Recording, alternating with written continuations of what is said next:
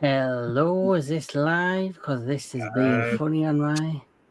Yeah. Yeah, it's saying it's live. It's been 13 Oh. seconds.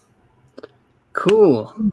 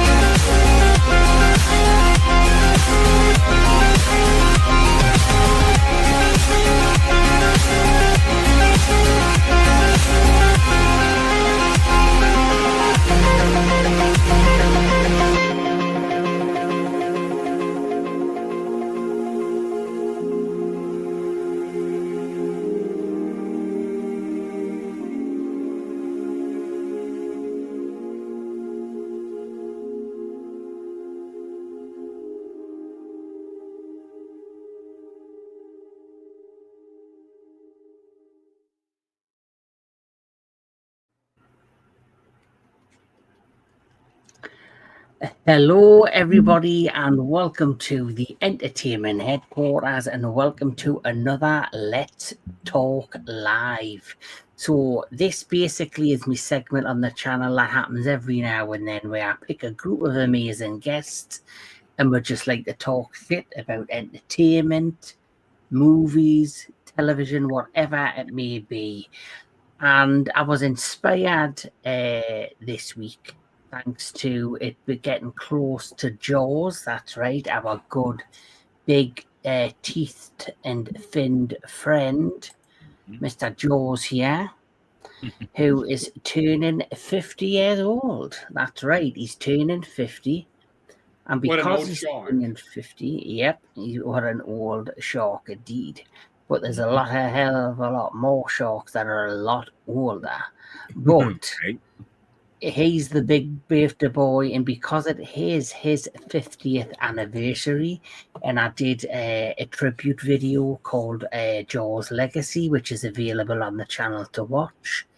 I thought to myself, why not take it a step further, and why not continue the celebrations by dedicating this Let's Talk Live to shark movies, the good, the bad, and the ugly of it all.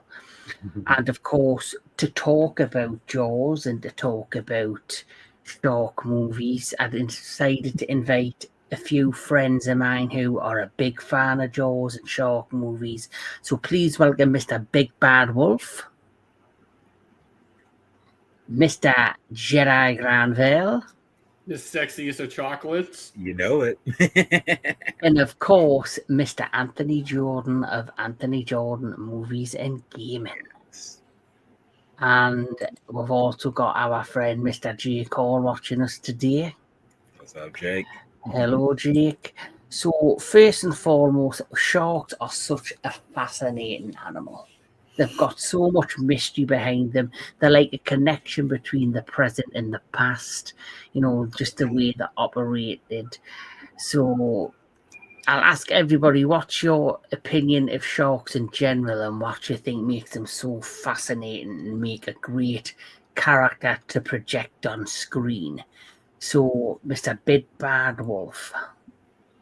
So I will say this: the number one thing is they've been around much longer than even crocodiles have. Like they're literally the oldest living. They're probably the oldest living thing on the planet, and so it's amazing to see. And they never had to adapt at all or anything. They've stayed the same throughout the years. Maybe they shrunk smaller, some may have gotten bigger, but they've stayed the same. And there's a lot of mystique behind the animal because one, they make no sound. There's no sound to them, no growl, no roar. All you hear is just chomps, and that's it. They're like the owl of the ocean. You'll never hear them coming. And they're also such a very misunderstood animal because as more of these films come out, because of how popular it is to make these kind of films, the more people get a misconception on what the animal is actually like. That they think, like for example, the popular trope people like to use is they can smell a drop in the water, which it's not that they can smell blood drop in the water. What happens as soon as that blood drops in the water, it sends electrical signals to the receptors on their snouts that it alerts them, hey, there's something nearby. It's not because they can smell blood. It's once the blood drops, it sends electrical signals to those receptors on their snouts. And then they go, oh, I got to go investigate. It could be prey. Who knows what it is, which is the same when it comes to splashing. Splashing sends those same signals of prey. And we see that with crocodilians. Crocodilians are the same way.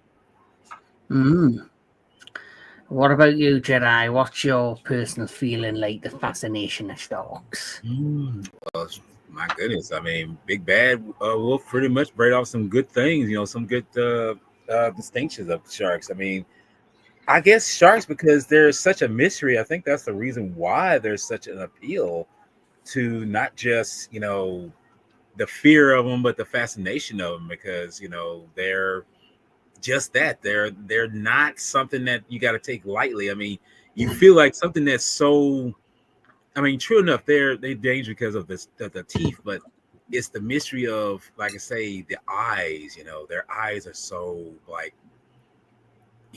mystery in itself, because they're literally like so dark, it's like you're looking into the window of nothing, and it's like, what is it thinking? It's like it's thinking a lot. In fact, sharks are probably one of the more intelligent creatures on the planet, depending on how you point it out. I mean, some people might say sharks, although they would say dolphins are a little bit more intelligent than sharks or in humans, but from what I'm gathering, through years, the misconception is sharks are just these, like some other things in the wild, big dumb animals. But it's like, no, they have a very good intelligence, rare intelligence that probably supersedes even some dolphins, some land animals, hell, who knows, even some humans themselves, because they are that particular kind of species, and it's amazing that the attraction, just the the fear of them, it still reigns strong now. I mean, even before the original Jaws came out, there was this kind of fascination with them. But once Jaws hit the screen, then it's like, okay, we really got a fascination with it. And it's like, maybe we could just, like, say, study on it more, because, like I say, the fascination with them is just just there, you know, and it still rings true now, even 50 years later. Yes. What about you, Anthony?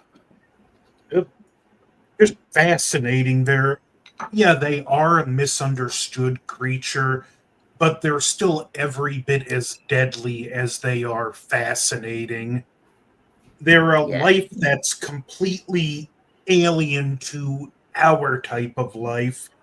And even though attacks aren't as common as you may think, if you're in the immediate vicinity of one, you're entering at your own risk. Probably nothing's going to happen, but they're also equally beautiful creatures to look at, too. I was at the shore one time fishing with some friends, and I actually hooked a baby shark about this big. Wow. And I actually, before I let it go, but before I did, I actually took the chance to hold it close and just examine it, because I was like, this is probably my only chance to ever get this close to the shark. So I made the most of it, then tossed it back in the water and let it swim on its way. Yeah. What kind of shark?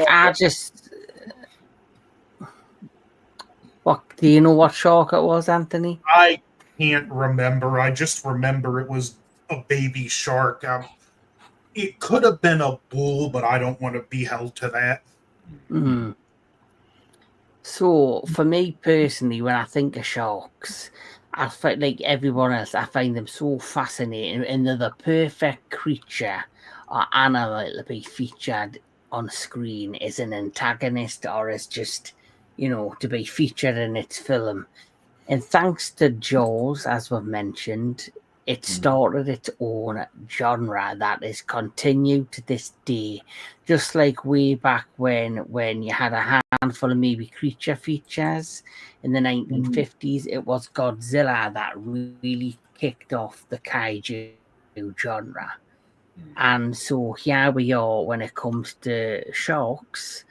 Jaws is the movie that really kicked off not just the shark genre, but after Jaws came out, there was many films that tried to duplicate its success. So you had Orca, you had Grizzly, to name a couple, and it's kind of continued that way, that every major filmmaker or film studio tries to create a creature feature that has some sort of influence from Jaws itself.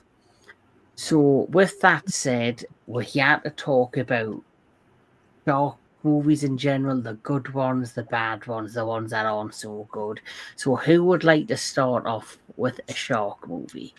Anyone can start, and let's talk about it. We'll start with Mr. Jedi Granville. Okay, well, I mean, you know what? It's kind of funny because I was kind of gazing through a couple of the ones that I was saying that was related to sharks, and I got to pick out this one because it's the one that's been so abundant for the past near 20 years now, over 20 years, and that is the series of Sharknado films. Oh no. Yes, let's look. If we want to talk about influence or bad or whatever, let's get the really bad. Yes, let's get the so bad it's actually kind of good scenario here, okay? Because Sharknado, when I first heard about this film, I was kind of like, okay, are y'all being really serious with this, And it turns out, and I've seen I think 2 or 3 of them already. I've seen the first one, I think I've seen the second one, and I haven't seen the last. I haven't seen all of them, and it's like 6 of these films, and you think to yourself, why are there 6? You think stop at 1, don't go no further than that. And here we are, we're still talking about Sharknado, and I think there was someone saying there was going to make another one, and it's like, really? I mean, you're going to go that far? I think with Sharknado, what really surprised everybody, it is so bad, it's good. Yeah. And the thing is, it became like a pop cultural phenomenon that basically, when it was released on Sci-Fi, nobody expected it to do well, but it actually became a hit. Yeah. and because it became a hit, that they ended up spawning it out, and it started having like not like a really decent stories, but at least they had story. The first one and maybe the second one at least had a story. Once you got past the second one, everyone was tuning in just to see who was cameoing in the movies. They became like a cameo of everybody who was on television, like reality television, or Yeah, you know, Al Rooker was in one of the films where he gets attacked. mhm. Oh, wow. Because it was like doing like when the morning show would do like the weather broadcast. It's like, okay, today, so we'll be expecting it, and a shark just breaks through the office and just attacks him. So that's what I think drove it further to success, is Yeah. because if people were tuning in to see who would make a cameo and who would get killed. Like, you probably had like people like Gene Simmons from Kissing, you had different like well-known singers, you had like I say actresses and actors from times gone by, as well as the big buzz of reality television. Like I remember one, and it had some of the people who were on the Real Housewives. Don't know Yeah. which one because I don't really watch it that much. I see it when it appears on the television. So I remember seeing bits of things like that. So that's what drove the popularity of Sharknado. Yeah, I mean, let's And, be honest. I mean, it's the whole purpose of Sharknado was taking one genre and putting another one together and just see how it spins out, you know. But you know, it all comes from the influence of Jaws, the original Mhm. shark film. You know, I mean, it's kind of uncanny because it's like, and the thing about it, it's not to take itself seriously. This film, where Jaws is taken really seriously, Sharknado is like I say, oh, we're just having some fun. We're just throwing this out, and they weren't expecting to be popular. They weren't expecting that. I mean, the whole purpose of when they made this film was to say we're just cracking jokes, we're just doing this, and we're just gonna see how far we can go with it, and blah blah blah. But they didn't count on Like people. the even, I'm sure they even did like a piss take of Evil Dead where Tara Reid, I think the actress, she loses her arm and she sticks a chainsaw on her arm. I never saw that. So yeah, so she literally becomes Ash with the Oh, I think I chainsaw and did stuff. see that. I I think didn't I remember So seeing they a few literally, clips of that. so I think it's either the third one, because I know I've watched the first two from start to finish, but Mhm. as the other ones trickle down, I haven't watched them, but I've seen like the odd clip. Yeah. And there is a clip where she's basically, her arm's being devoured by a shark, and she ends up just gluing a chainsaw to her arm, and she's running around like killing the shark with the chainsaw hand. Yeah. So we can honestly say that even these films say, well, let's kind of poke at some other things that are inspirational. Yeah, and- yeah. The spoof out other movies and other famous films, some other genres. They are definitely. literally becoming like the Family Guy or the Simpsons of shark films. right? Because they find so many ways to just pop in jokes. Oh, yeah, I know that series, Jake. Mega Shark. Yeah. Mhm. Oh Yeah. yes. Mhm. Mega Shark versus Octopus is still my favorite Miles one. Octopus, yes. Still, Yeah, that was the Oh, first sure. one, and then there was that one. Then I caught, was it Croctopus or something? yeah, it was Like- Crocosaurus. Yes. and then that's- the third one was Mecha Shark, Yeah. and then it was against like that. It was inspired by Attack on Titan. I think it was called the Colossus or something. Yeah. And then there was another series that was Sharktopus versus Whale Wolf. yes. That's how far they were going with it. You know, I was like, oh my god, man, how far are they gonna go with these things? Well, it's sci-fi. What do you expect? Once they make a film and ends up being, it's like, you know what? Let's keep making these kinds of films to see where we go with this. Well, yeah, I actually was gonna bring that up because I actually really like the Sharktopus movies, and you know what I love about it? The sheer design. Yeah. That looks. But Now that's- imagine that. Imagine if that was kaiju size.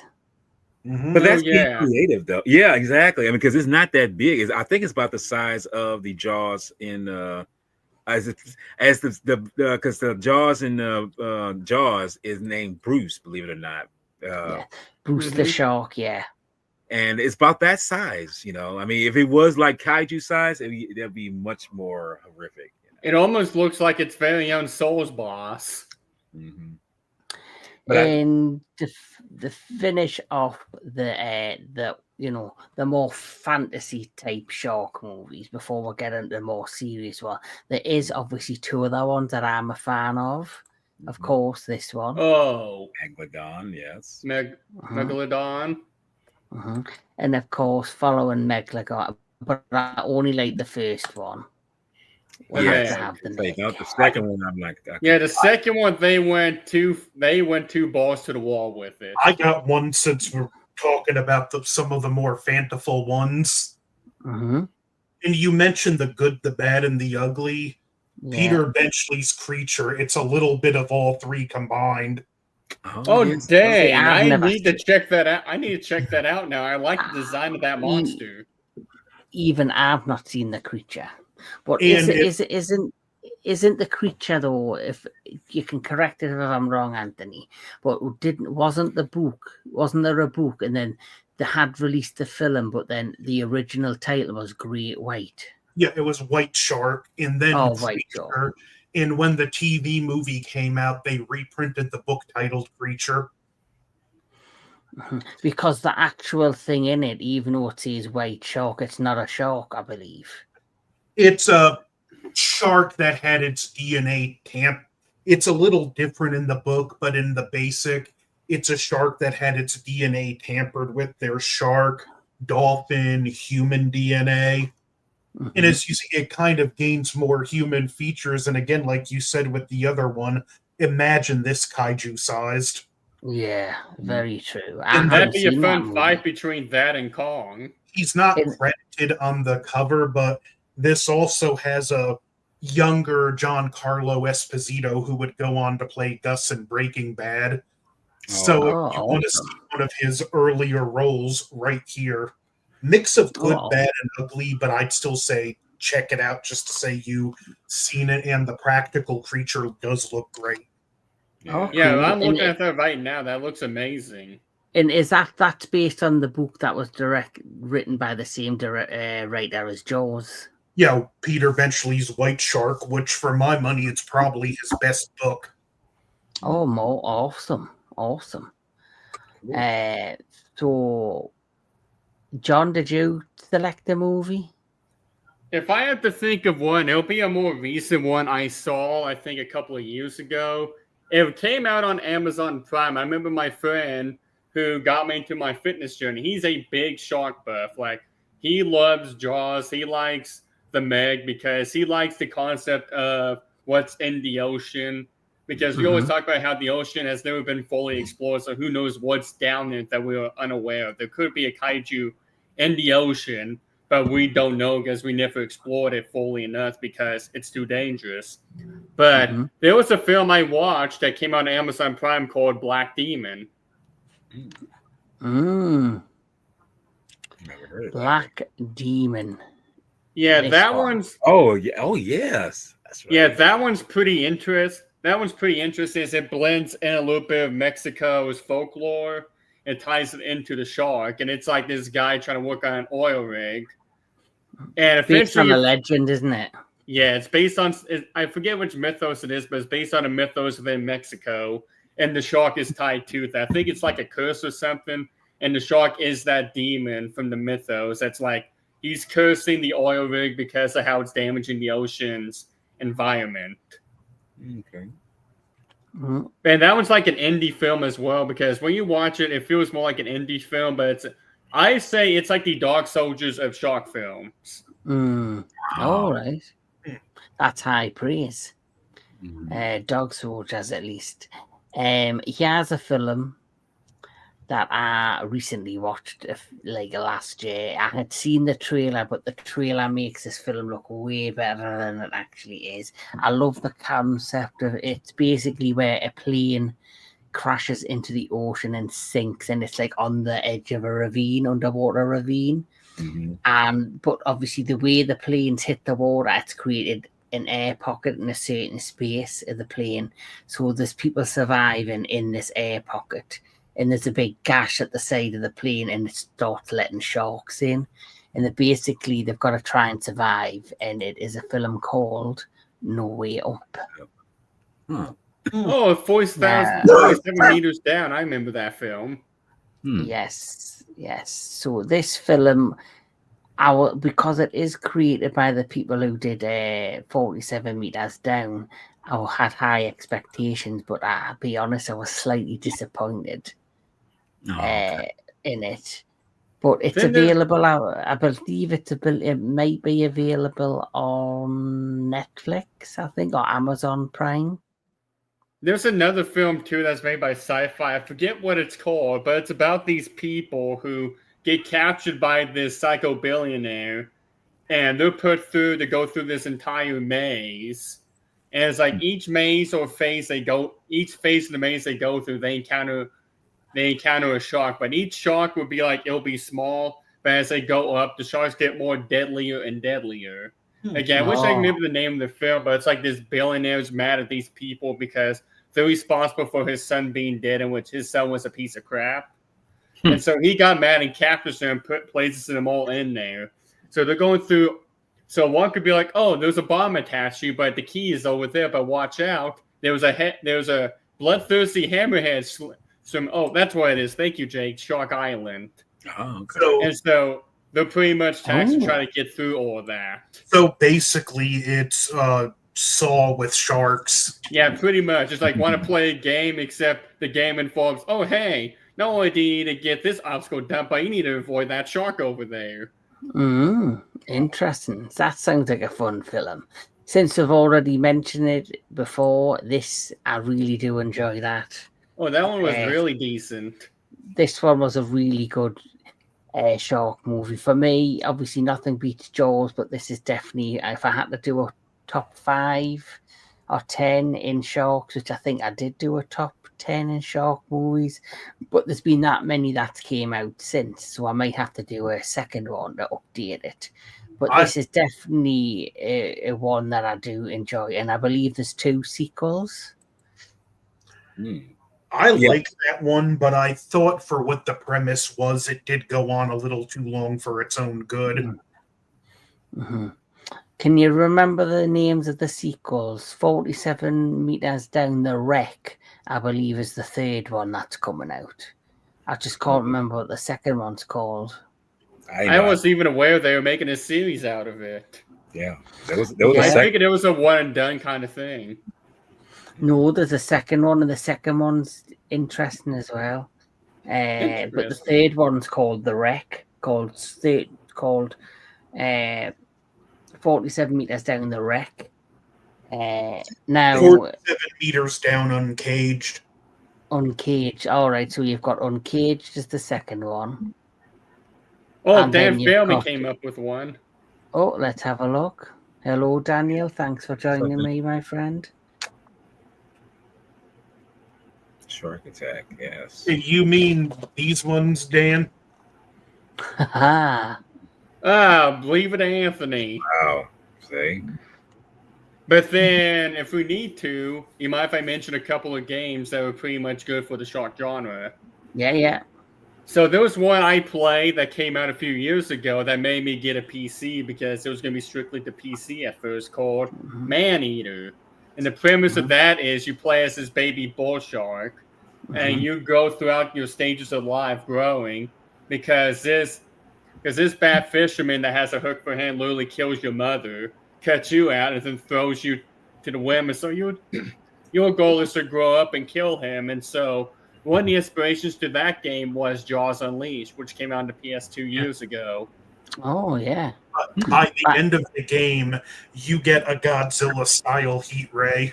Yeah, that's in the DLC.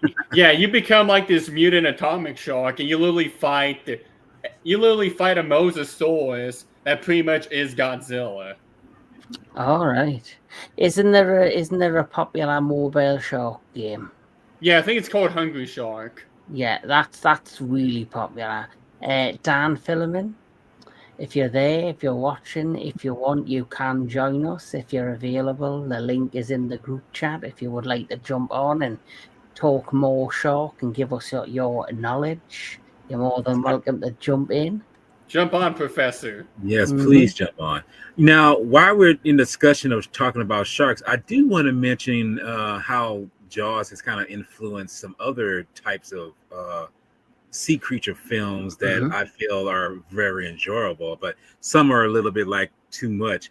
Like Put it this away, Korean. Professor. Put it away. Professor, no. No, Don't entice Look, Kevin. don't release the shark, please. Don't do that. Don't release the Kraken. Don't wait. It'll just Exactly. be. It'll be like baby shark. Do do do do. No.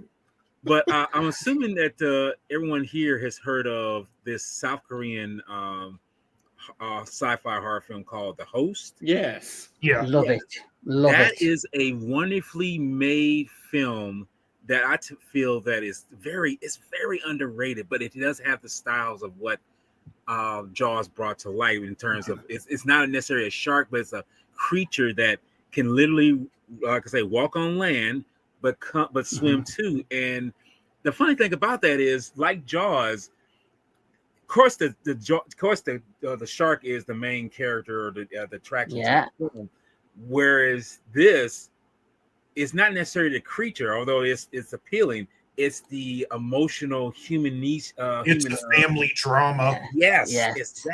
it's that connection there. That's why I feel like that one that doesn't get that. And believe it or not, it's played by the same guy who did, if anyone's ever seen this film, which is another good film he did, Mhm. Parasite, which I Yes. feel is a very good film. But Yes. that's just give you an idea. That's like Yeah. it's amazing how those influences influence this particular film. Yes. Like that. Very true.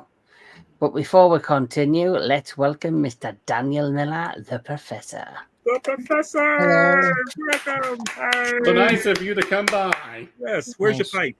Yeah, Yeah, thanks for thank you for bringing these up. Good to know I'm not the only one that remembers. Wait, which Yeah, movie is that? The Shark Attack movies, it's all three of them. Oh, I Yeah. remember the Shark Attack films actually. This is the Oh, first wow. one. Oh, Here, cool. Dan, I'll join you. I got my grandpa's corncob pipe right here. A man of culture. Say. Mhm. So, since you obviously, Dan, you brought up Shark Attack, we've brought up a lot of the more fantastical shark movies. But is there any of the more grounded, serious shark movies that you're a particular fan of? Okay, depending on the term grounded, the first two installments of the Shark Attack trilogy by New Image Films, they're what you would say grounded.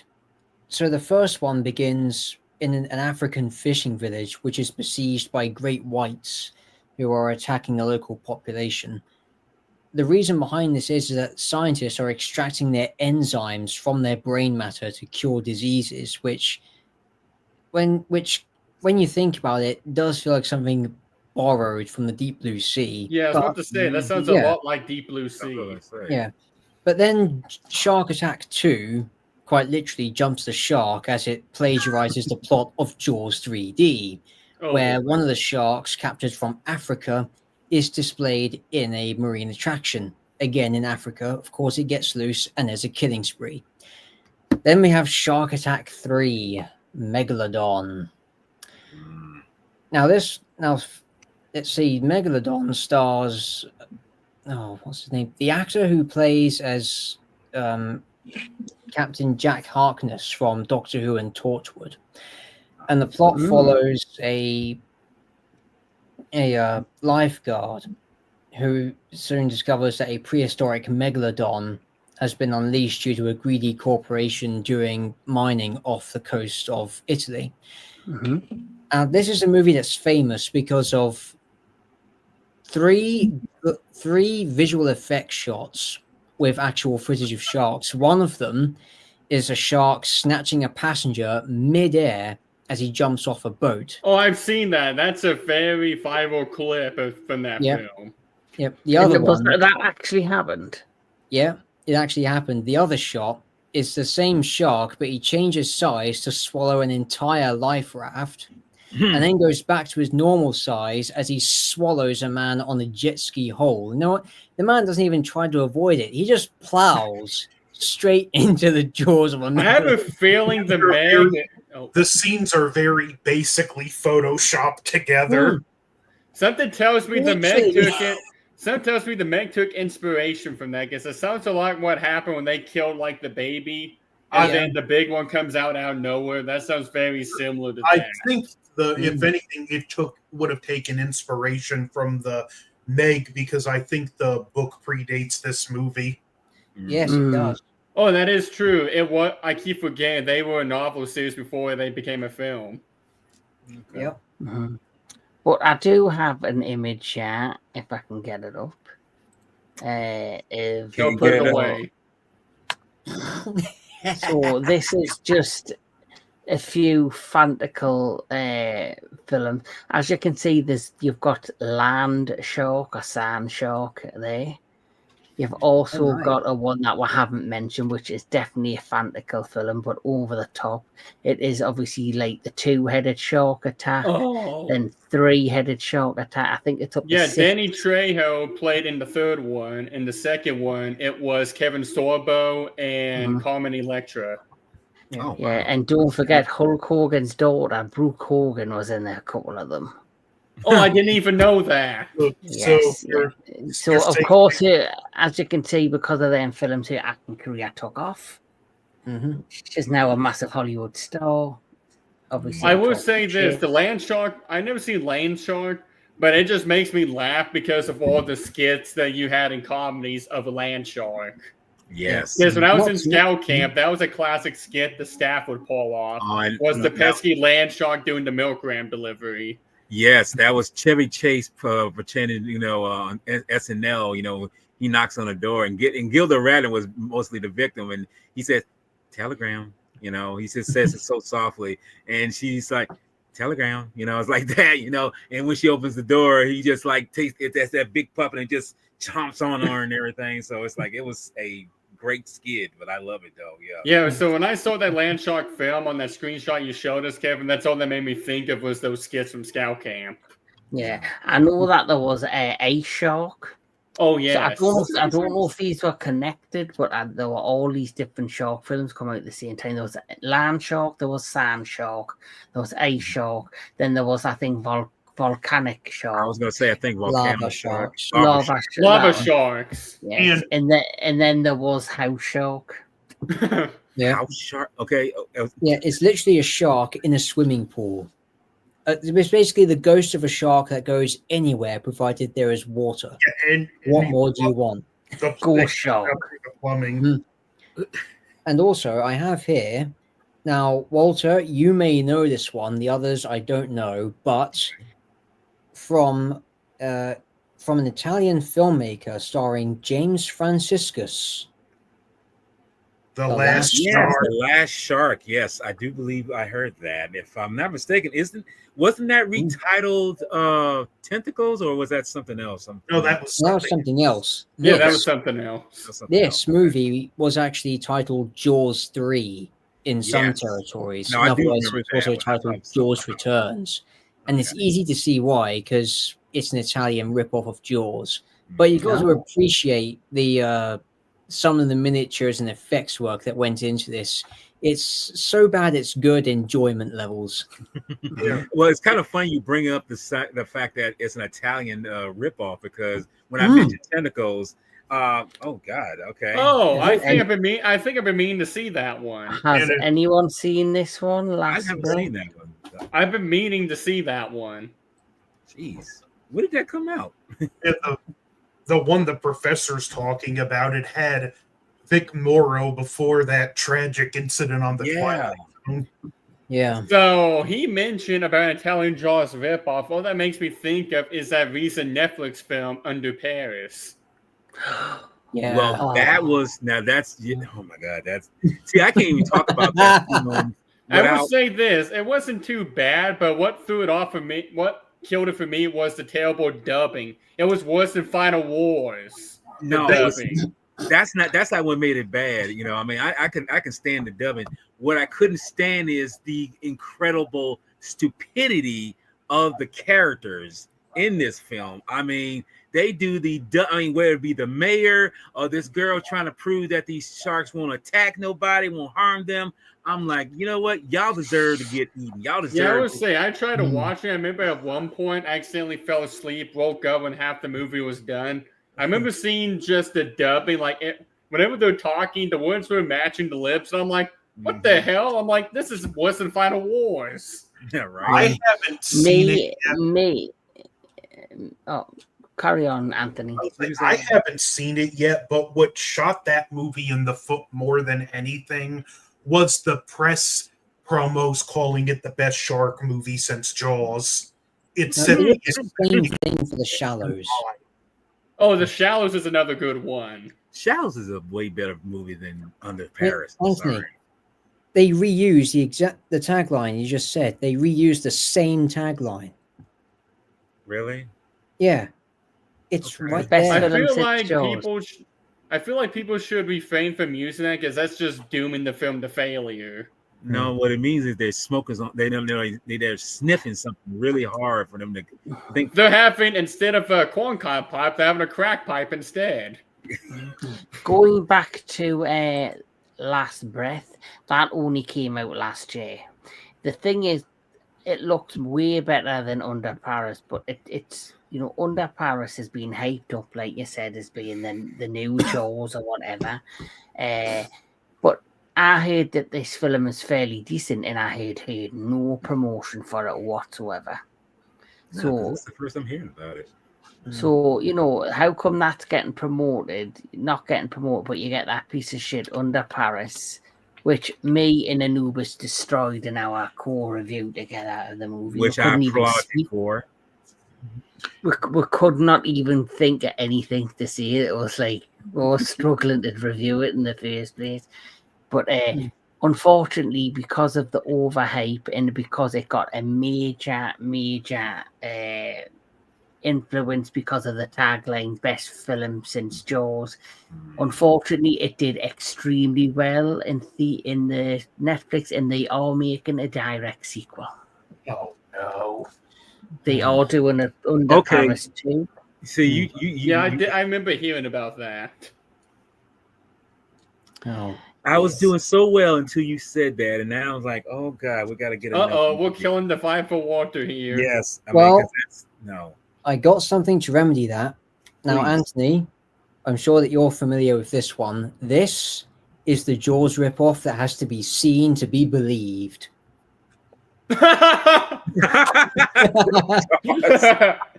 Literally. Cool. And it's Jaws. starring not Hulk Hogan. Yes, otherwise It's known as literally a Jaws Hulk 5. Hogan you would buy off of Temu. Yep. Yep. Now, although it says William Snyder as the director, that's actually not the name. This film was actually directed by Bruno Mattei. For those who don't know, he was an Italian filmmaker who pretty much made rip-offs of all of the big blockbuster movies of the time. Like, if you think of Rambo, he did Strike Commander and Strike Commander 2. He then ripped off Zombie 3. I mean, he did Zombie 3, which had nothing to do with Zombie or Zombie 2. Anubis. What up, Anubis, brother?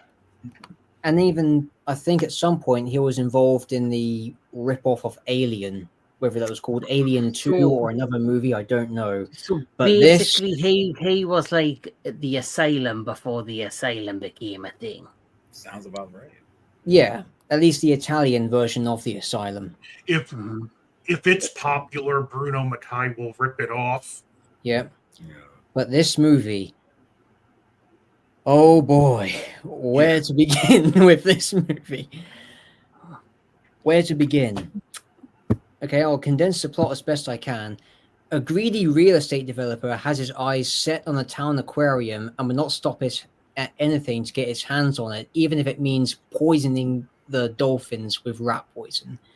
Meanwhile, there's a tiger shark, trained by the United States Navy as a weapon for World War II, on the loose and killing the population. Although it's called a tiger shark, they don't use any footage of a tiger shark in the movie.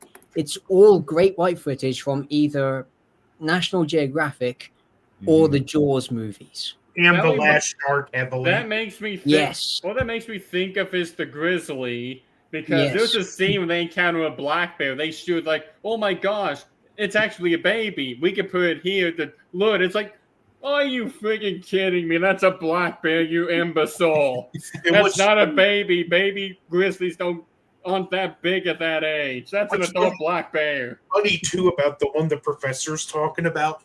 One shot, you'll see a frame from Jaws 2 where the shark's all scarred up, and then the next shot, it's not scarred up. Yes. Yes, that's right. Another thing I've noticed is that there's, as well as this using footage from the Jaws movies, they also use footage from, as you've said, from The Last Shark, and it's literally the shot where the shark gets its head blown off at the end of the movie. And it's like, wow, they didn't even bother. They just used the exact same effects from another movie. But then but it's the characters, really, that you should be aware of in this movie. There's a scene where this guy, he's obsessed with finding the shark, and his girlfriend gives him an ultimatum: it's me or the fish. Yeah. I would have said, well, you smell like. I would have been like, what? You smell like fish, or it doesn't really make a difference. Let us guess, and let us guess, he chose the fucking fish. Yeah. Yeah, but it doesn't stop there. The soundtrack, the scene where the characters go out to sea to hunt the shark, the music crescendos into the Star Wars theme. Oh my gosh! Oh no. my lord! Really? What is this? Baseball? What is this? Baseballs but with sharks? He has the question: how the hell did they get away with it? Because it sounds like someone tried to replay the Star Wars theme from memory, and it's not exactly note for note, but it's close enough. Let me guess. Is it with kazoos? No, it's not. It's not with kazoos. Unfortunately, no. But that's not even half of it. There's even a scene where they literally rip off a line of dialogue from Jurassic Park, where the not Hogan is scolding one of the town bullies who says, all you have to do is put a bullet in its head and it's fucked. Am I right? He's like, the tiger shark we're looking for is a homicidal maniac. If it strikes you here, or it goes to your belly where your guts are out, you're still alive when he starts eating you. So you should have more respect for him. Oh gosh. I've got another film that I do like. This is the serious tone. The Reef. Oh, The Reef. Yes. I think I've been meaning to see that one too. I've been meaning to check that one out. Yes. So, what are your guys' opinions of those who have seen it of The Reef? I actually liked it. I did as well. I thought it was really good.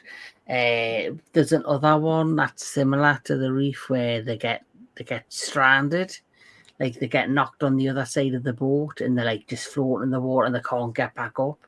Anubis has a comment on The Reef. Yeah. Oh, that's it. Okay. Yes, it is. Okay. Yes, I 100% agree, Anubis. And we've also mentioned your favourite dark movie, Under Paris. We know how much you are looking forward to the direct sequel. Don't torch them. Yeah. Now I have two other films to mention because you mentioned The Reef, Kevin. Are you familiar with Open Water? That's the one I'm thinking about. Why does that one sound familiar? I feel like I've heard that one before. Yes, it's Okay, so it's about a couple on a honeymoon. They go on vacation. Yeah.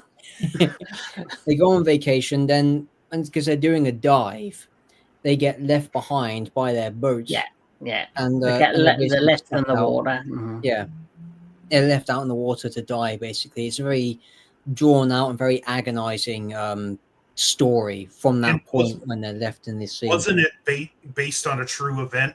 Yes. Yes. Yeah. It says so in the making of. And another film, which I have to say, it's a guilty pleasure, but it's one of my personal favorite guilty pleasures in terms of shark movies from... it's from Active Entertainment. I thought it was from The Asylum, but it's actually... I think Sci-Fi also did that film. I think the Sci-Fi Channel also did that film, Swamp Shark. Yeah. What's it called? Swamp shark. shark. Pretty much a shark in the bayou. I was gonna say it got to Yep. be in the bayou, like say in Louisiana, most likely. Yes, Uh, definitely. I mean, Well, you, I don't know what the music's you- like in Louisiana, but the opening soundtrack pretty much tells you everything that you're going to get in the movie. okay. You don't hear no Crawfish bang. and Cajun. Yeah. Yeah. Here in the bayou, you know, like, yeah, Down by the bayou. Mhm. if you don't feed the shark gumbo, you're fucked. I mean, look, it makes me think like, is the shark going to do a little like down, down, down, down, down, down, down, The shark just down, pops up. down, down, down. It's like a little deliverance, like down, down, down, down, down, down. I'm like, okay, here we go. All I can think of is someone gets If you lost. don't Oh, have sorry. gumbo and he's feeling charitable, you can probably get by with some boudin. True. The shark is playing the banjo, and you're like, "Excuse me, sir, which way is back to town? Which way is back to town?" It's like, "It's back the way it can." And he starts chasing you. Yeah. Wait, hold on. My See if I mama can- took a chance on me. I know where that's from. Yes. So here's one more that I've discovered. Now I've heard of this, but I have not seen it. Yes. I've There's- heard mixed things about it. There's also Shark Night. Have you guys heard of that one? I've heard Yes. of Shark Night. Yes. Shark Seen it. Night wasn't Shark Night where they tried, after the success of Piranha 3D, they decided to Yes. then they did a second Piranha 3D. It was to 3DD. capitalize on this, it was to capitalize on the success of those 3D movies, so they created Shark Night. But I'm sure was there another one called Bait? Oh, I Oh. think I've seen that one. Yeah. Now, Yeah, but Bait, that's the one that takes place in a shopping complex in Yeah. Australia that gets hit by a typhoon.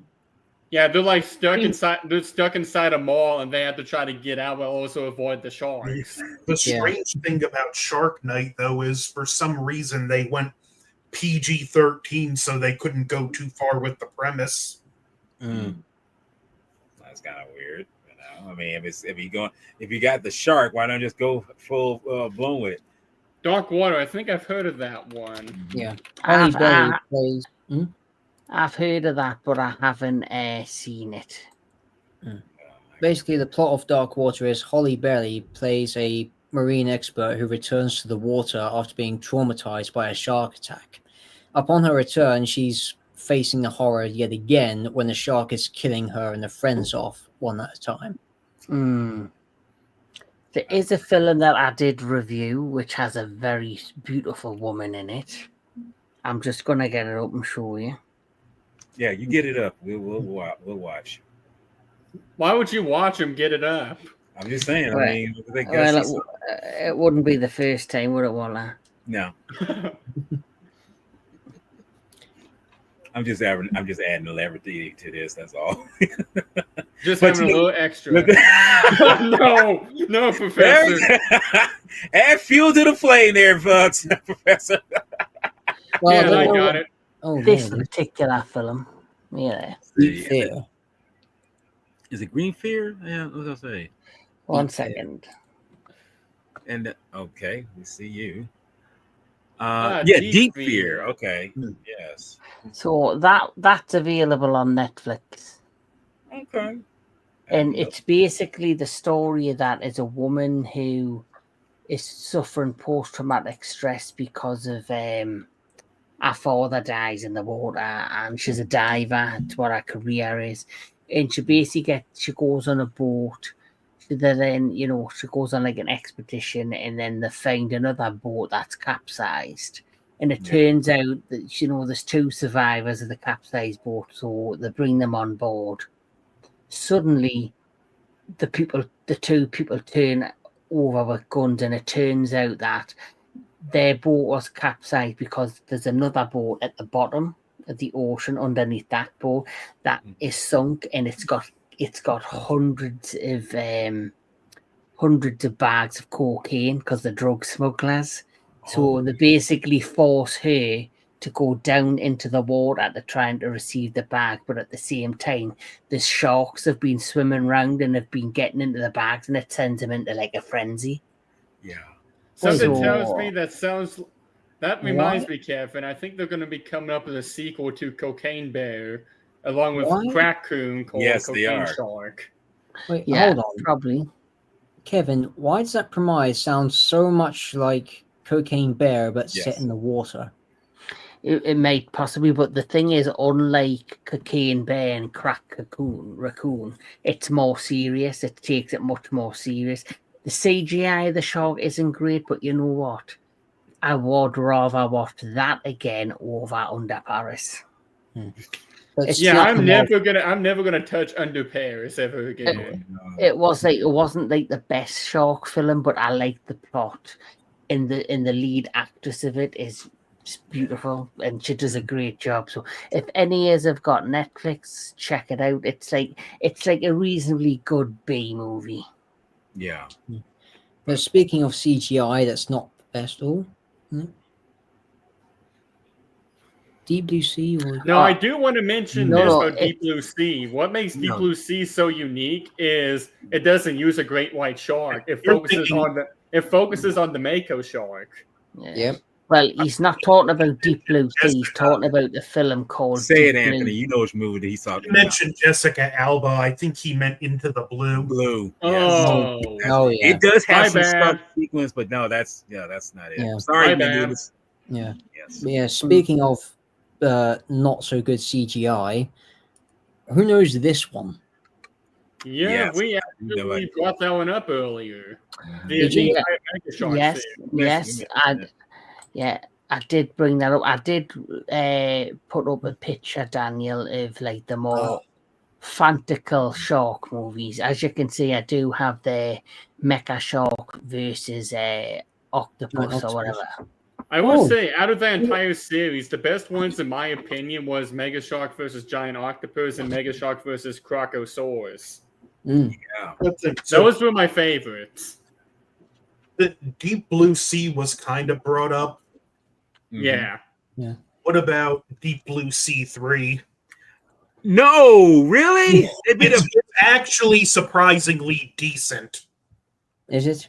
Yeah, I It- never realized they made a trilogy It's out of kind it. of, it takes place after the second one, which you don't have to watch, but the sharks are actually bull sharks in this one.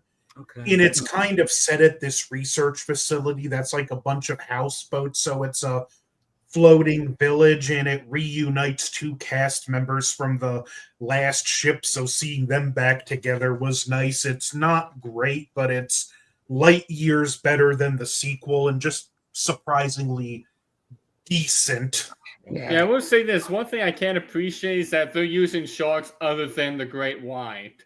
Like, that's why I like Yeah. Deep Blue Sea and not that one, because I like that they're using more sharks like the bull shark and tiger shark, which are more known to attack people than the great white. The bull shark in particular, I feel like, is a huge missed opportunity for movies because it's one of the, if not the most aggressive species of shark. Oh yeah. It's been known to attack just for being in its vicinity. Yeah, like Yeah. the rule of thumb is if you're in the area and the bull shark isn't even there and he's passing through a few minutes later, he's not going to bother you. But say he's already in the area and you come in and he was already in the area before you, he's going to attack you.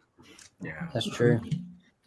So yeah, bull sharks are a lot more territorial. And Anthony, Oh. we were talking no. about the shark you caught earlier. You mentioned you didn't know which one it was. It could have been a baby bull shark, because they're more known to go closer to shore than other sharks. Like bull sharks will actually chase you to shore.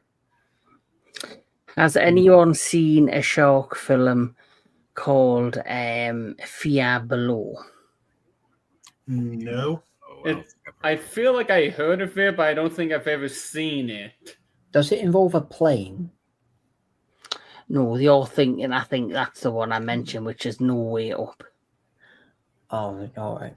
Okay. Redwater. I've never heard of that one. I never heard of that one. Redwater, it's, if that's the one I think it is, it's set in the Mississippi River or somewhere, and it does have a bull shark in it. Yeah. That wouldn't be surprising, I mean, because like I say, you would never think that sharks could go upriver as far as like I said, Yep, you bull know. sharks can be surprised. both freshwater and saltwater, which is why in the man-eater game I mentioned, they chose a bull shark because bull sharks you can go in both freshwater and saltwater. Bulls have been found so far up the Mississippi River they were near St. Louis. Yeah, Mm. there's been one found in St. Louis, Missouri before. There's even one found within the Great Lakes. Yeah. There's another film that came out last year, which I heard about but didn't have a chance to view it. It's called Something in the Water. I think I heard that one I too. didn't know about that one either. That's what I'm saying. That must have slipped past me. Something in the water. No. Something in the Water. No, that's what I'm saying. I mean, So- see, if it didn't get much press, and that's another thing. If some of these films don't get enough press, you know, you're not really gonna. It's gonna fly, and I know for me, it's gonna fly under my radar, so I probably won't hear about it. But you know, usually you will hear it when someone else mentions it, and they'll say it is a So- pretty decent film. Yeah, you would have to hear from So- some diehard fan in order to finally hear of it. Sorry, Yeah. Kevin. Yeah. Go ahead. So the plot of the movie is a group of 5 friends must fight for their lives in open water after a dream wedding turns into a nightmare. Mm. Okay. So So somebody was So- a wedding crasher then, huh? Yeah. yeah, so obviously something must happen and they must get left behind or something. Guess someone opposed the wedding. Mm. Yes. Someone was definitely jealous they won't gain some.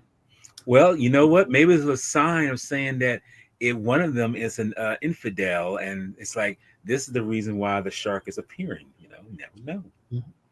Or maybe it's just a thing that's never that wasn't meant to be. Either that or she could have had her rag out. Now, There's a one that. Oh, sorry. by Roger Corman. Sharktopus, yes, we've talked Yep. about that one. Yes. Right. But there's another one that came out in 2022 called Man Eater. Didn't hear about that one. See. So the concept of Man Eater is after an accident during their vacation on a paradise island, a group of friends is stalked by a large shark.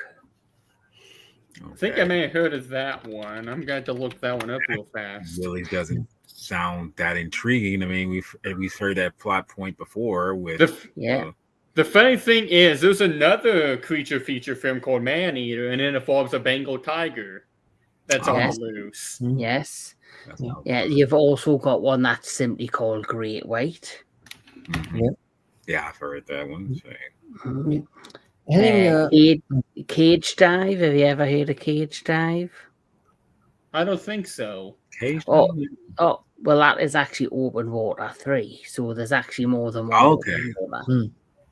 Okay. So much open water. You think they close it down by now? Now, before we Yeah. go any further, Kevin, I mean, I mentioned the host, but let's kind of mention one that really is another influence in terms of, you know, shark infested waters or just shark altogether.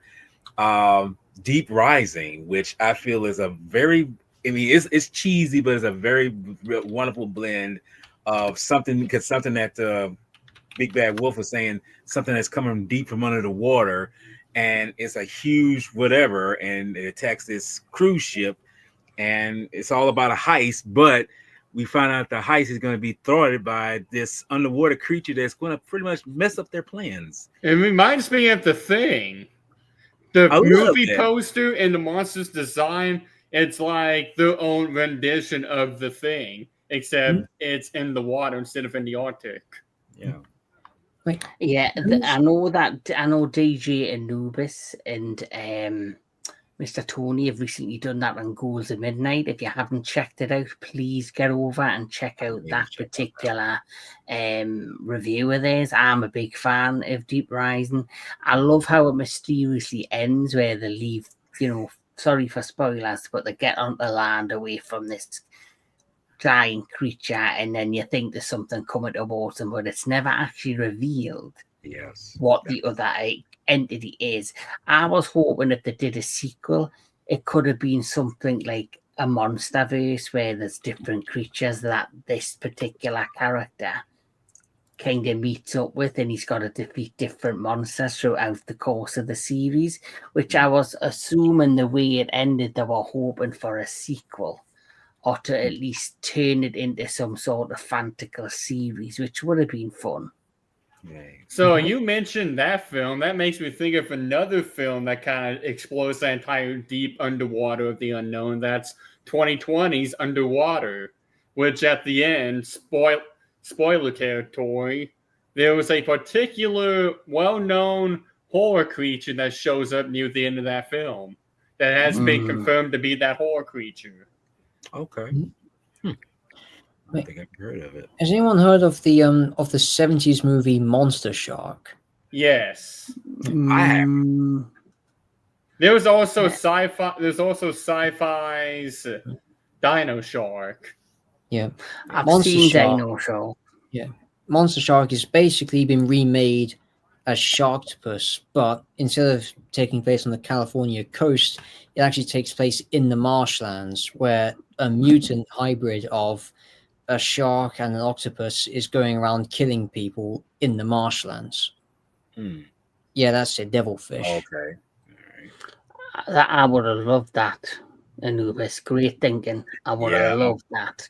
Somebody said, yeah, I was thinking that same thing. And if anybody has seen the Skull Island animated series, which is connected to the MonsterVerse, that actually features a Kraken creature. So that would have been perfect. That would have been a perfect link. Mhm. And a Devilfish directed Lamberto Bava, son of Mario Bava. Nice. Have we mentioned this one? I don't think so. I feel like I've heard of it. I feel like I heard of it somewhere.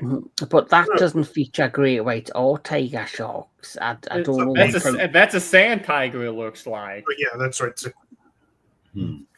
Now, this film is the greatest shark film of all time. It's going to be the greatest film that's going to precede Jaws, because it is a film that will put the fear of God in you, and I'm being very serious.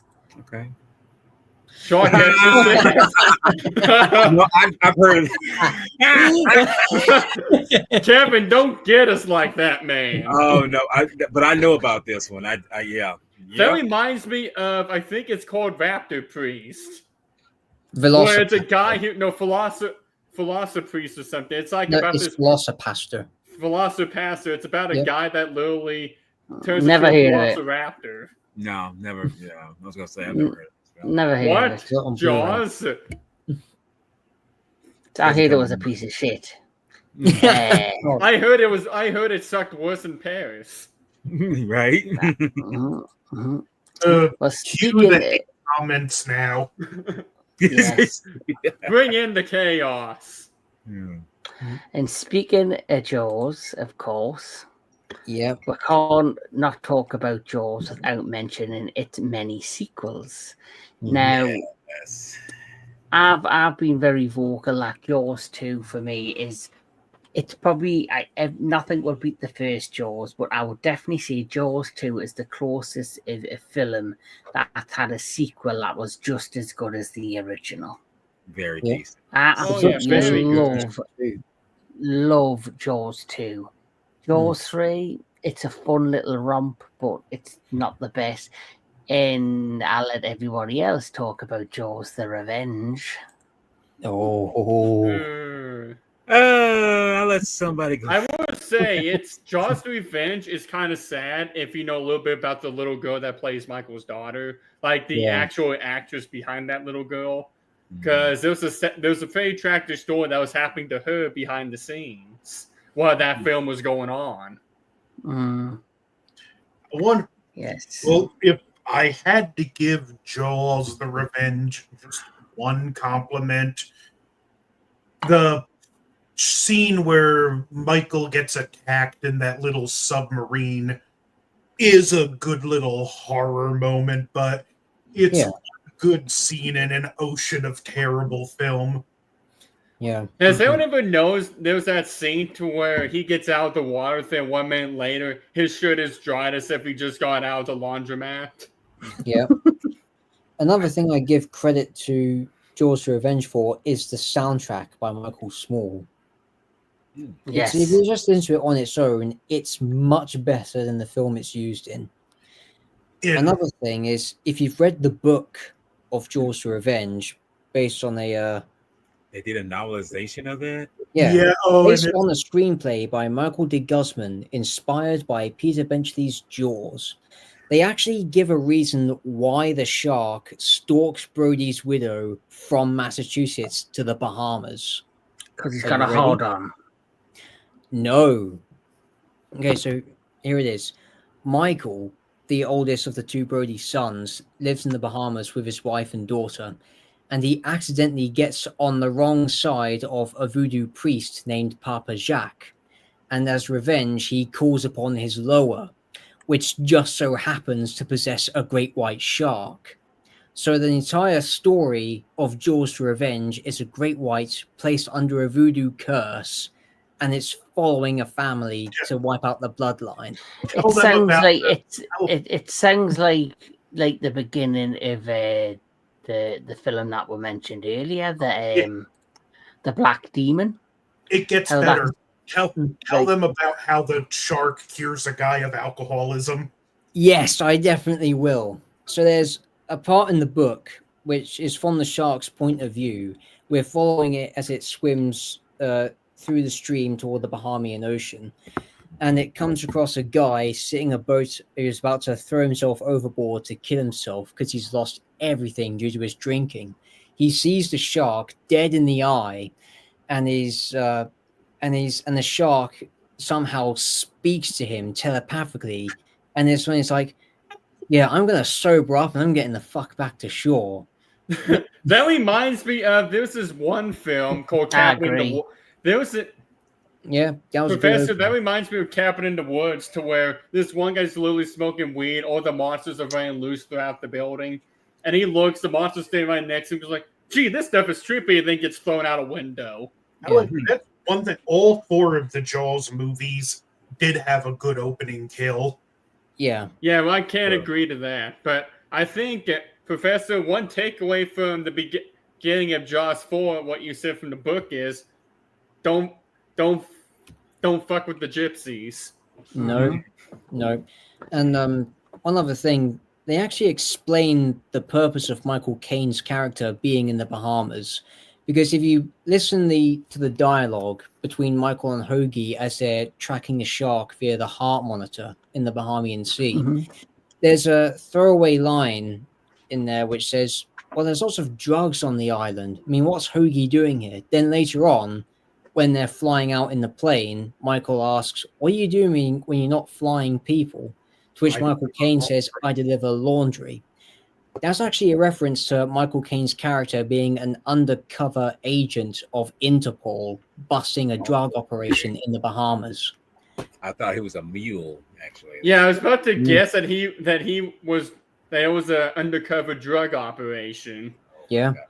And then, now Jaws 2, this is by the same author of the novelization Revenge, Hank Searles. This is superb in this one. It's more in line with Benchley's novel. And of course, it keeps up with the mafia subplot and actually shows Amity Island as more of a ghost town than anything else. Yep, Anthony has it too. So yeah, in this version, Amity Island is more of a ghost town and more run down and very derelict, as opposed to how it appears in the sequel. Yeah. And this movie, it actually is much more brutal when it comes to the kills, especially the two divers in the opening chapter. Yeah. And we actually get from the shark's perspective that this is the mate of the shark killed at the end of Benchley's story. Yeah. And it's actually carrying pups in its body. Hmm. And it's actually explained in the opening of the novel of Revenge that the shark in that story is the last survivor of the shark family. Wow. Since Professor mentioned the whole ghost town thing, Yeah. if you read the the original book Jaws, in Mhm. addition to the mafia subplot, the book also does sell home how a bad summer can financially cripple one of these communities for years. That's right. So it's also one of those things where it's like, for everyone's well-being, this could actually kill us to shut the beaches down. Yeah. Well, that's what basically happened with the success of Jaws, the first one, Yeah. is that it financially had an effect on beachside communities because people are literally generally frightened to go to the waters because of the success of Jaws and because of the sheer fear. And it also caused issues within the sharks themselves. The sharks were being hunted left, right, and centre because of this all-out fear, thanks to the film. And keep in mind, not everyone had complete knowledge on sharks, unlike today. So, although we knew of them, we knew that there were various species, they were still an enigma. But a lot of research that happened in the intervening years has actually broken that stereotype to quite a significant degree. Yes, and sharks, though, are still fascinating and terrifying. And I want to bring up, while we're here, 2 films that have fascinated me that I haven't seen yet, because one isn't it's just finished post-production, and the other one has just came out now. Yeah, it's had a good set of reviews, and it's a shark film with a twist. And it is called Dangerous I'm Animals. actually interested in that one. Same. So the concept of Dangerous Animals is basically, it's about a serial killer who has an obsession with sharks, and he basically captures his victims and places them in mind games and traps, and then by the end he lures them down and feeds them to sharks. Jay Conte is the lead actor in this, and apparently he does one hell of a performance. So if you haven't checked out my trailer reaction for this one, it is available on the channel, and for those that haven't seen the trailer for this, I would go ahead and check it out because it's well worth the watch. And it's definitely probably one of the only shark films in a long time that's really grabbed me interest, because it isn't just a shark film. The second movie that has definitely got my interest, and I think will grab all your interest, stars Sam Worthington, who was in Avatar. And it's finished production, and it is called Alpha. I've been eyeing that one for a long time. I think that was been in production for about 2 or 3 years. Yeah, it's been well. I think it was going to go into production, but as we know, the pandemic fucked up a lot of things. Yeah. There also, of course, there was also because he was doing the Avatar film, Sam Worthington, there was a bit of delay.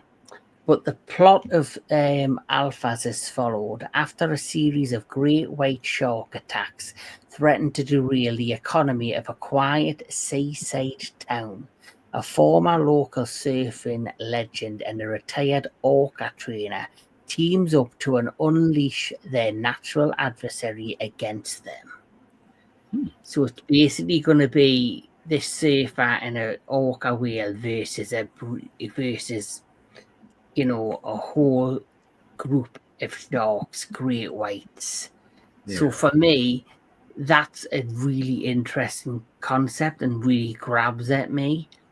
It's another film that isn't based on a shark, but is also based on a whale. It's called Whalefall, which stars Josh Brolin, where basically he gets swallowed by a sperm whale, and basically the community are trying to figure a way to free him from the sperm whale, and he's only got so many hours oxygen to survive.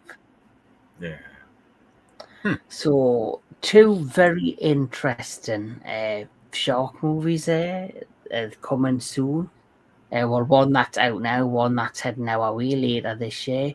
But since we're talking about Jaws, and this is dedicated to Jaws, I wanted to talk about a very important scene within that movie.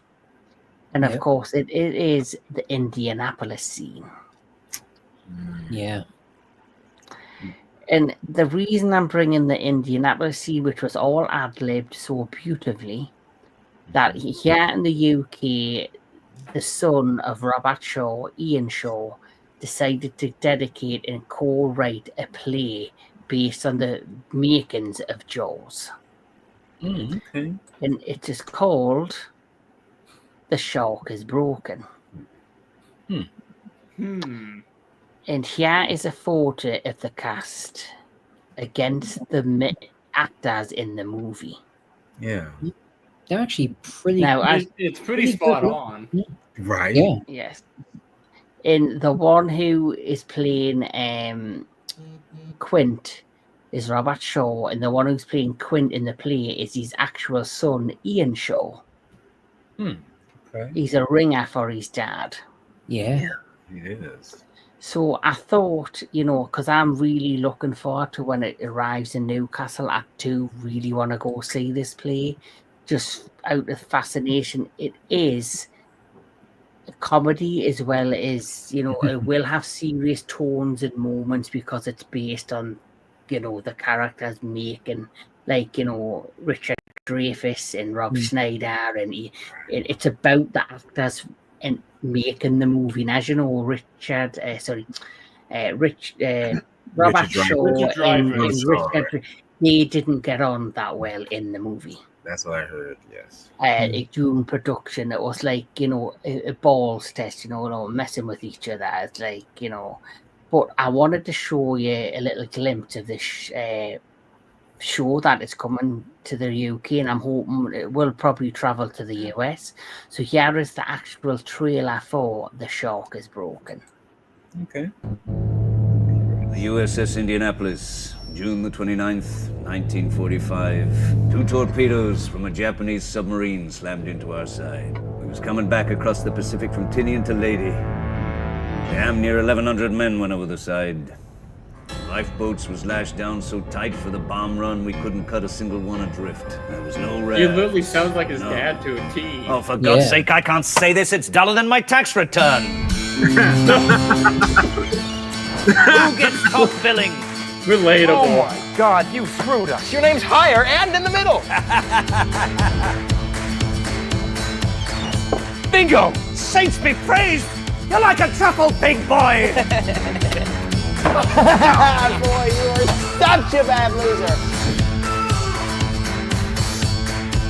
How many kids do you have? 9 so far. You're gonna need a bigger boat. What do you think it's about? What? This goddamn movie. It's about a shark. Do you really think they're going to be talking about this in 40 years?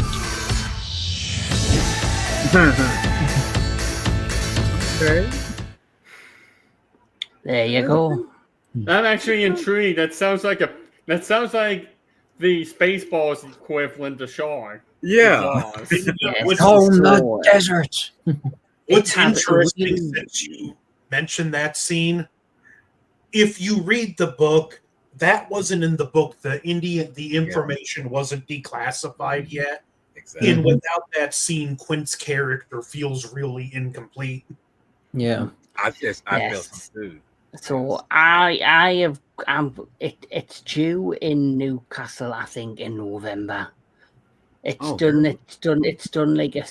its rounds in London, then the actors are taking a few weeks off. Then they're going to start up again. So when that hits Newcastle, I am going to be there. And I'll probably do a review on the channel of just how good this thing is. Like I say, it's a mixture of serious and comedy, and it's about the making of the film that we are, been such fans of for the last 50 plus years, which is Jaws. So, we've talked about good and bad shark movies. Oh, we have a guest. What up, Autistic Hello. Lizard? Autistic lizard. What's up, brother? Hello, welcome. So, of course, this play. Oh, another guest. Maestro Megatron. Hello. Yeah, Maestro. Welcome. So, what's your feelings looking at this play? We'll ask us one by one. We'll start with Big Bad Wolf. No, this is my feelings about the play. Like, how do you feel looking at the trailer? Well, if I was a play guy, I'd say I'd probably run to go see it because it looks hilarious. Because it pretty much makes fun of Jaws. It pretty much makes fun of Jaws as well as the actors, while also blending in some seriousness along with it. I mean, the part that caught me off the most was he goes, he was gonna need a bigger boat. It'll be bigger than my tax returns." I like it when he said, "Oh, it's a movie about a shark. No one's going to be talking about this in 40 years." It's like little do you know. Mhm. Yeah. How do you feel looking at that trailer, Anthony? It looks interesting. I've heard about this, and the premise sounds promising. I'll probably never get to see it in person, but can they like throw us a bone and put it on video? I agree. Yes. Yeah, like watching that it like was- some kind of streaming service. Well, don't forget, we have had instances where people have done a play based on like makings of certain movies, and then it gets turned into a movie itself. You know, like that film that when we did Taste the Blood, The Month of the Vampire, Shadow of the Vampire, was based around the make. Yes, it was fantastical, but it was based on the makings of Nosferatu. You know, you had that film that came out with what's he called? Tom Hanks, Mrs. Something about Miss Banks, which was about the making of Mary Poppins. So Yes. Yeah, I know what you're talking about. I don't think I Yeah. know. So how about you, Daniel? What's your thoughts looking at that play? I have to agree with Wolf and Anthony on this. It looks great. It has a really nice touch of portraying fact with comedy on it, which I understand is a tricky thing to do, but from what we've seen in the trailer, they look like they've pulled it off pretty well, and I think it's going to be a fantastic performance when we get the chance to see it. I do wish that if, as well as being able to see it at the theater on stage, it would also have a digital or a physical media release some point down the line. Yeah. So, I yeah, it don't know. looks great. I don't know if they do this in the US, but I do know in the UK, sometimes for local cinemas, like independent cinemas, and sometimes the bigger theaters, they do a live screening of plays in the cinema. So Yeah. this They will did the be same something. thing for the Monty Python show back in the late 2000s. Yeah, it was airing live in London at the Palladium, and then they broadcast it live from the Palladium into the screens and theatres for audiences to watch it on the big screen, which I never seen it, but I heard it was really great. It So was. this is definitely something I would go see in theatres if I couldn't get an actual physical ticket to see it in the theater at the play itself. You know Yeah, what's a real shame? We have the Jaws 50th anniversary Blu-ray. It's a shame this couldn't have been a part of it. Oh, that Yeah. would have been such a Yeah. great bonus. Yeah. Love Well, Yeah. in a way, it's been timed perfectly because the play has only started this year, so they've kind of started the run of the show for the 50th year of Jaws. it. So One thing it started, I think, in February in London, and One it's thing went for so long, and now it's going to end by the end of the year. One thing I appreciate is a good fourth wall break. Yeah. Mhm. Yeah. How about you, Jedi? What did you think about the play? Look, I mean, that's such a refreshing look at, taking a stab at something that's a classic, but actually generating some sense of like, this is why we're taking a stab at it, because it's so, like I say, you should say, that's kind of funny how if people really break down about the films, what makes them legendary, the film is legendary, but these guys are taking things that would happen behind the scenes and say that this is the reason why it was legendary, because we know about the shark breaking down. We know about the little twist between Robert Shaw and Richard Dreyfuss. We know about these things. We know about Steven Spielberg's frustrations dealing with all these things and all.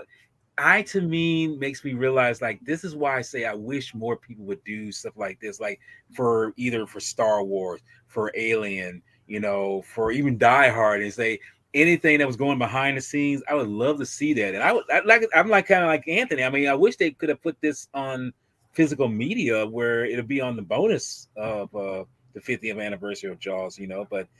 I mean, maybe along the lines, maybe they will do it because Nubis was saying something about maybe they'll record it and put it on Netflix. That'd be cool, I mean, I would really love to see that because it's refreshing. It's lets you know that these kind of films or anything classic is never going to die. Yeah. I've got good news though for you. It is going to start touring the US. Oh wow, really? Oh wow. So Where? it is heading to the US at some point, but it's focused on the UK from January 2025 up to December 2025. It's going to be it's basically because it is the Jaws 50th anniversary. Mm-hmm. They've decided to tour the UK its first year in its run here in the UK. So it's perfect timing to do this play for the 50th anniversary, and I'm sure they'll do some sort of tribute to the movie itself on stage. But this has been a blast, gentlemen. I've had a real great time discussing Jaws itself, talking about the history of Jaws, of course, and the different movies, good, bad, and the really bad. Yep. So since, I will be... Yes. Yes, definitely. So, final thoughts on Sharks and Jaws itself. We'll start with Big Bad Wolf. I mean, Jaws pretty much changed the game when it came to horror films because Jaws was the creature flick. Now, because of that, we get so many other ones like Alligator, Crawl. There's one coming out. If not this year, maybe next year that Anubis did a reaction on. I think it's called like In the Bayou or something. That looks really interesting. Mm-hmm. And I mean, again, with sharks, it's like there's that mystique about them, the way they move, how they're designed. The only ones that have a very unique pattern in design would be whale sharks and tiger sharks. Mm-hmm. Maybe to extend sand tigers. Other than that, every shark is either a bluish gray, and then white at the bottom, because they're perfectly designed to where you will never see them coming if you were minding your own business. And by the time you knew what was going on, it'd be too late. But even with that, it's helped scientists really understand what these animals are like, because they're not these mindless killing machines the media likes to portray them as.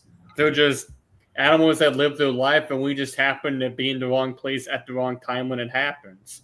Like the many people who get attacked by there was an instance to where someone got killed by a female great white shark, and literally the only thing that was left of him was just his head and this collar, because it turned out that great white shark that fisherman encountered was pregnant. And so with that was like wrong place, wrong time. But most of the time, a great white will try to do a little bite test on you to see what you are, and then it will leave you alone.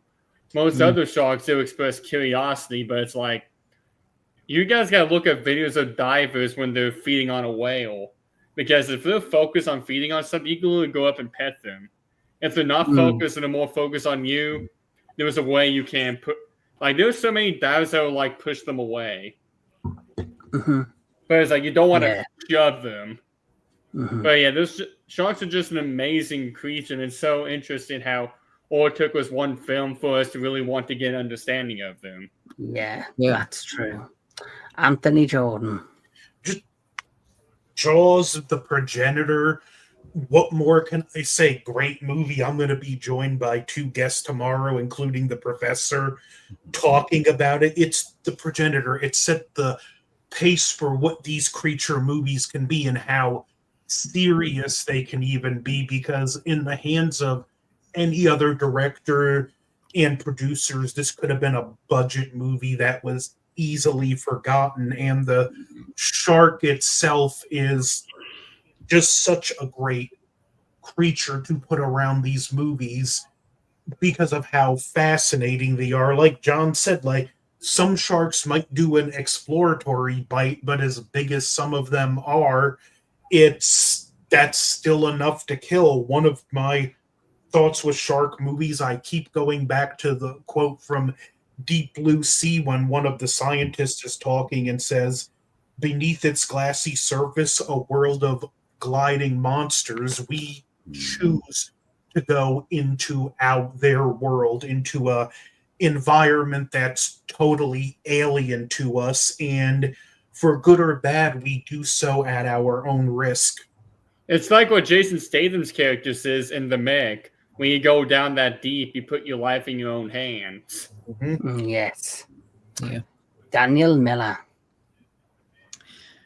I think Jaws, not just in terms of this creature feature or shark horror movie, it's more than that. It's a movie that defined a whole new type of movie, the summer blockbuster. Yes. It broke records from movies like Gone with the Wind and many other classics that came before it, and it set a new precedent on that. On top of that, we saw Steven Spielberg.